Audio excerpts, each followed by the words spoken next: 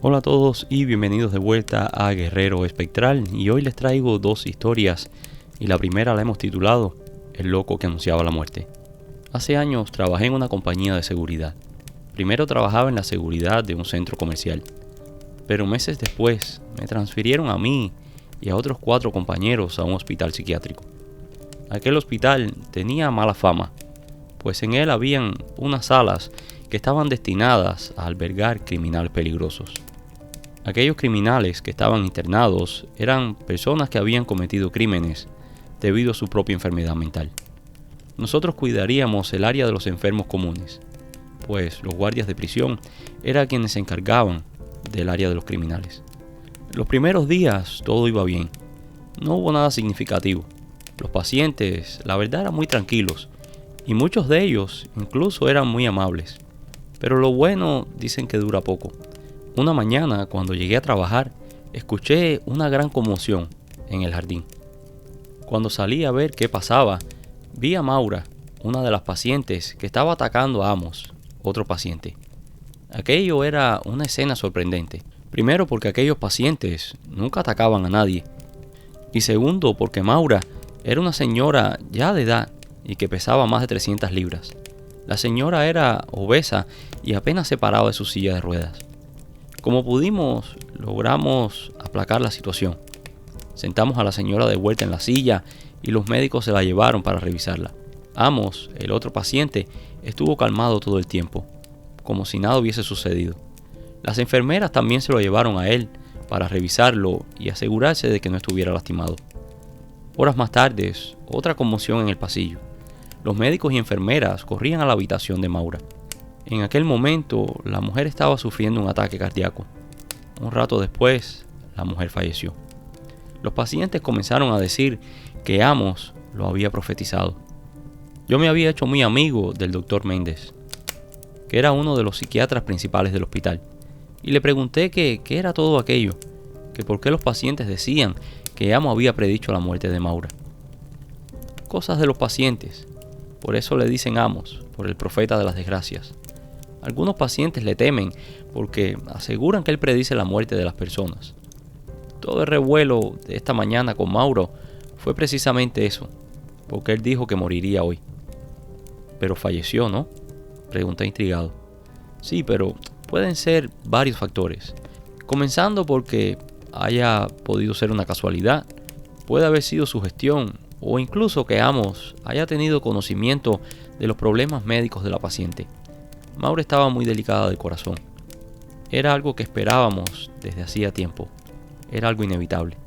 Tal vez alguna de las enfermeras, hablando entre ellas, comentaron de la condición de Maura y Amos escuchó. El doctor estuvo unos buenos 10 minutos exponiendo una serie de teorías, pero por su cabeza nunca pasó que en efecto Amos tuviese la habilidad de predecir la muerte. Y como si hubiese estado hablando del rey de Roma, apareció Amos tras una de las puertas y me miró fijamente.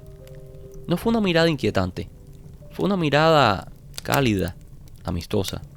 El hombre debería haber tenido unos 70 años, muy delgado, perfectamente peinado y con la ropa impecable. Aquello me llamó mucho la atención, pues aunque el personal trataba de mantener a los pacientes limpios, ellos se ensuciaban a cada momento. El doctor Méndez le daba la espalda a Amos. En ese momento, el profeta de la muerte, como le llamaban, me enseñó 3 dedos. El doctor no vio, pero yo capté el mensaje. El doctor moriría en 3, pero para mí faltaba algo. El mensaje no estaba completo. ¿En 3 qué? Podían ser 3 horas, 3 días, 3 meses o incluso 3 años. Pero desafortunadamente, ese mismo día obtendría mi respuesta. Regresé a mi trabajo, pero la curiosidad no se apartaba de mí. Me preguntaba si en verdad le ocurriría algo al buen doctor. Le rezaba a Dios para que lo cuidara y para que no permitiera que nada malo le pasara. Ya era la hora de regresar a casa, y cuando salía del hospital, pregunté por el doctor en la recepción, pero ya se había ido. Salí con prisas, pues quería ver si lo alcanzaba en el parqueo. Quería decirle al doctor que por favor se cuidara. Del hospital a la carretera principal eran casi 20 minutos manejando. Creo que salí de aquel tramo como en unos 6 o 7 minutos. Cuando salí a la carretera principal, había un número considerable de patrullas a un costado de la carretera. Mi corazón cayó en la boca de mi estómago. Y aunque no veía el auto del doctor, yo sabía que era él. Me aproximé al lugar y efectivamente ahí estaba su vehículo. Se había despeñado por un pequeño barranco. Pregunté por el doctor y me dijeron que no había sobrevivido. Regresé al hospital y avisé de lo que había sucedido. Entrando a la recepción, pude ver al final del pasillo a Amos. En su rostro se veía tristeza. Me miró a los ojos y asintió con la cabeza. Después se fue y se perdió tras una de las puertas del pasillo. Todos en el hospital estaban consternados. Yo pasé unos días muy mal, y por esos días tuve la oportunidad de hablar con Amos. Su verdadero nombre era Antonio, y estaba allí porque había perdido a sus 3 hijos. Hacía más de 30 años. Él estuvo en coma y según los médicos murió por 10 minutos, pero regresó. Amos nunca rebasó aquella pérdida. Tenía una depresión crónica, cayó en el alcoholismo y otros problemas médicos más. No le pregunté nada de su habilidad. Después solo hablamos de cosas normales, de tiempo, de deportes. Creo que la conversación le hizo muy bien, pues se veía solo. Ninguno de los pacientes se le acercaba por miedo. Nos hicimos muy buenos amigos. Yo le llevaba dulces, pues se quejaba que los que habían allí en el hospital sabían a rayo. Un día se me acercó y me confesó que él podía ver el ángel de la muerte. Él decía que el ángel se acercaba a la persona 3 horas antes de su partida, que lo había empezado a ver después de la muerte de sus hijos. Recuerdo que aquel día estábamos sentados y en ese momento pasó otro de los pacientes. Amos lo miró y me dijo en baja voz: ese se va hoy. No pude contenerme y le comenté a la enfermera: dice Amos que ese paciente va a fallecer. Después que terminé la conversación con Amos, la verdad no pude contenerme y le comenté a la enfermera que Amos decía que ese paciente iba a fallecer. Tomen cuidado extra con él. La enfermera tomó buena nota de lo que le dije y le asignaron una enfermera que no le perdía ni pies ni pisadas. Rato después, una isquemia le quitaría la vida al señor.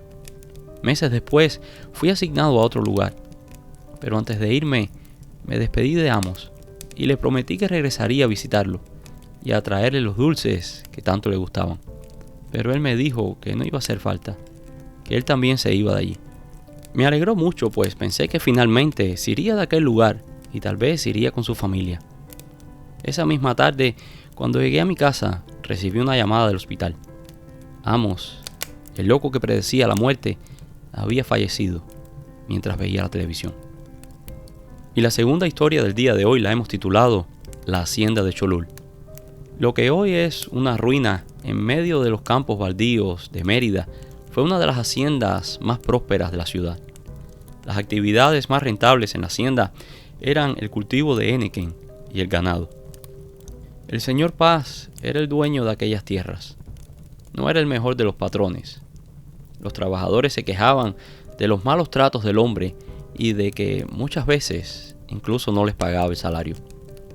Pero era uno de los pocos lugares en los que encontraban trabajo en aquellos años.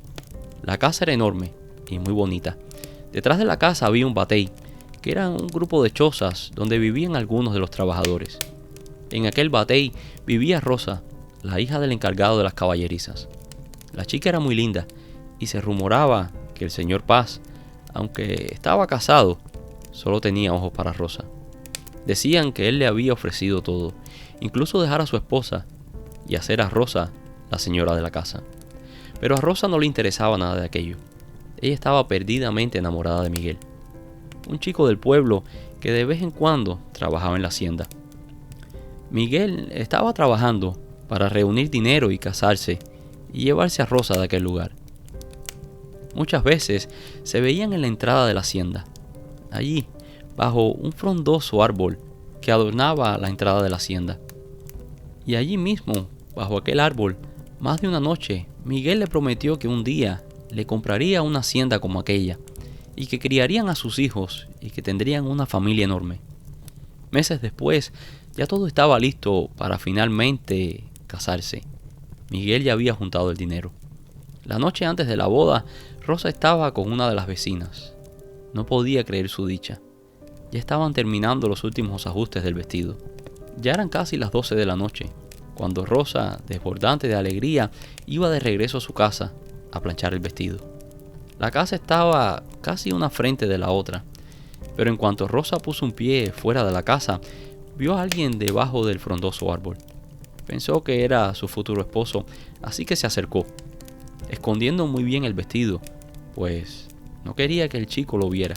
Según la tradición, es de muy mala suerte que el novio vea el vestido antes de la boda. Y cuando estaba solo a unos pasos del frondoso árbol, se dio cuenta que era el patrón, el señor Paz. Acércate, que quiero darte algo. La chica dudosa dio unos pasos más. Y en ese momento, el patrón se lanzó sobre ella. Agarró a la chica por los hombros y trató de besarla. Un fétido aliento, ligado con alcohol, golpeó la cara de la chica.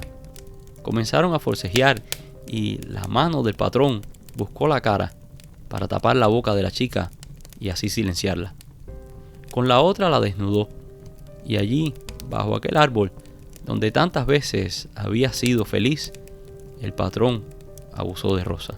Cuando terminó, solo la tiró a un lado, como si fuera un trapo viejo. Rosa, entre llantos y sollozos, trató de recomponerse y recogió el vestido. Cuando lo vio, casi se muere. El vestido estaba destrozado, lleno de tierra y sangre. El llanto de la chica alertó a los vecinos. Allí encontraron a Rosa tan destrozada como su vestido. Y el mejor amigo de Miguel le fue a avisar. El chico fue al lado de su amada como un relámpago. Finalmente Rosa contó lo que había sucedido. Los trabajadores de la finca, con Miguel al frente, fueron a pedirle cuentas al patrón. El señor Paz se enfrentó al pequeño grupo con escopeta en mano. Pero ni un arma de fuego detendría a Miguel. El chico, reclamándole con un machete en la mano, avanzaba hacia el patrón. Y antes de que el chico pudiera acercarse más, el patrón le disparó, matándolo al momento. Atónitos, los hombres recogieron el cuerpo del chico, mientras el patrón reía como poseído. El patrón ordenó que se fueran todos de allí. El grupo llevó al chico a su casa, y allí, incrédulos, los padres de Miguel recibieron el cuerpo del muchacho entre lágrimas. La madre preguntaba qué pasaba. Los presentes, como pudieron, explicaron lo que había pasado. Aquella mujer se levantó como un resorte y entró en la casa. Decían que la madre de Miguel era una bruja muy poderosa. Ella era la curandera de la región. Con la misma velocidad que entró en la casa, así mismo salió, con una bolsa negra en la mano derecha. Algunos siguieron a la mujer y la vieron ir hasta la hacienda. Allí vació parte del contenido de la bolsa mientras decía unas palabras incomprensibles para los presentes. El patrón salió al portal y rió con aquellas carcajadas endiabladas. Antes de que el cuerpo de mi hijo toque la tierra, tú regresarás al infierno, de ese maldito lugar donde saliste. Le dio la espalda a la hacienda y se fue de allí. Los padres de Miguel estaban destrozados al igual que Rosa. A la mañana siguiente, los trabajadores regresaron a la hacienda. Iban a buscar sus salarios y a presentar sus renuncias. El hombre los maltrató, como de costumbre, y se negó a pagarles. Les dijo que no les pagaría ni un centavo. Aquella fue la gota que derramó el vaso. Como poseídos, los trabajadores, empuñando sus machetes, atacaron al patrón. Y mientras acababan con la vida del hombre, otro grupo entró en la casa y la saquearon. Tomaron las cosas como compensación por lo que el patrón les debía. Los que se quedaron en el lugar cuentan que del cuerpo herido del patrón salió una criatura con una cola como la del mismísimo demonio. Después de aquel día, el lugar se convirtió en un lugar sombrío, un lugar maldito. En las noches se ven luces y sombras que caminan por las ruinas de la casa. A día de hoy, personas que quieren conectar con lo oculto van a aquella propiedad y allí hacen rituales y tratan de comunicarse con algo de otro mundo que vive en aquella tierra. Y esto es todo por hoy. Espero que estas historias les hayan gustado. Si lo hicieron, déjanos un like, y si no lo has hecho todavía, por favor suscríbete. Y recuerda también activar el icono de la campana para que recibas notificaciones cada vez que publicamos nuevo contenido. Recuerda también compartir tus historias y con mucho gusto las compartiré aquí en el programa. Nos puedes enviar tu historia a nuestro email, que la dejaré en la caja de la descripción. Muchas gracias y nos vemos en el próximo video.